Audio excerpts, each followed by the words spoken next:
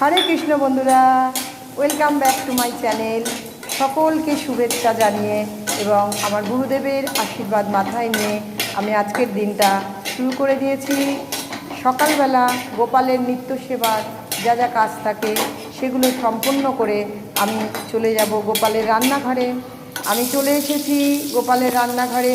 সমস্ত উপকরণগুলো একসঙ্গে গুছিয়ে নিয়ে এসেছি আমার ভোগ তৈরি করার জন্য যা যা লাগে। প্রথমে আমি কড়া বসিয়ে দিয়ে একটি সবজি রান্না করে নিচ্ছি।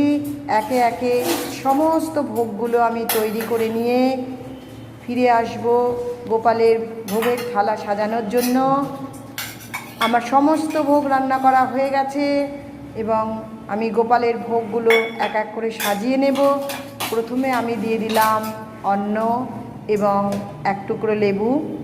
তারপরে আমি দিয়ে দিলাম কারি পাতা, শুকনো লঙ্কা, টমেটো ফোড়ন দিয়ে আলু সেদ্ধ মাখা, দিয়ে দিলাম কাঁচকলা ভাজা, দিয়ে দিলাম তেল পটল, দিয়ে দিলাম কচুরলতি, দিয়ে দিলাম ঝিঙে আলু বড়ির রসা, দিয়ে দিলাম টক দই এবং জল। এবং ঠাকুর ঘরে থালা নিয়ে আমি চলে যাব। আমি থালা ঠাকুর ঘরে নিয়ে চলে এসেছি। সমস্ত ভোগে আমি নিয়ম মতো তুলসী পাতা, গঙ্গা জল এবং অন্নের উপরে 1 চামচ ঘি দিয়ে ভগবানকে নিবেদন করে দিয়েছি। আপনারা সকলে ভোগ দর্শন করুন এবং ভগবানের কৃপা লাভ করুন।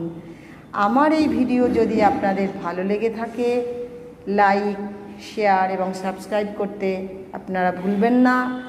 সকলে ভালো থাকুন, ভগবান আপনাদের মঙ্গল করুন। দেখা হচ্ছে পরবর্তী ভিডিওতে।